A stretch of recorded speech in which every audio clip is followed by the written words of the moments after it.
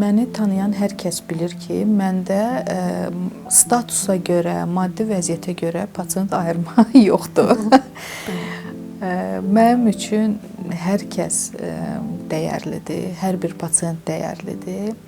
Bəli, statusla da psixoloji təzyiq edənlər var. Bəli.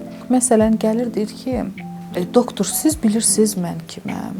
Mən filan, nə bilim, statusum var, filan dərəcəm var, idman üzrə nə bilim nəyəm, nəsə belə. Mənim uşağıma yaxşı baxın.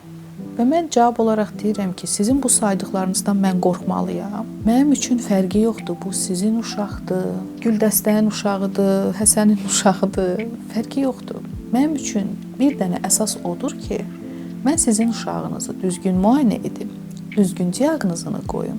Mən hər daim sizin yanınızda alnı açıq olum ki, siz heç vaxt mənim diaqnozumda bir şübhə tapa bilməyəsiniz. Və gəlir ya da deyir ki, mən müayinənin də ən bahalısını istəyirəm, müalicənin də ən bahalısını istəyirəm. Sizin üçün nə fərqi var? Mən hər şeyin ən bahalısını edim. Mən də deyirəm ki, əziz valideyn, müalicə hər uşağa görə fərdi yanaşılır. Sizin uşağınızın sağalması üçün biz müalicə taktikamızı, müalicə protokolumuzu həyata keçirdirik.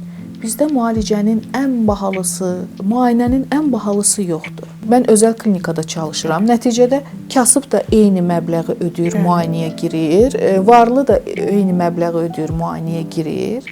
Və burada mənim şəxsi fikrim, hansısa maddiyyata görə pasiyentə xüsusi diqqətin ayırmağı həkimin özünü başı aşağı edir. Mən bunu edəcəm, sən daha çox diqqət göstər. Öz peşəsinə hörmət etmək. Bəli.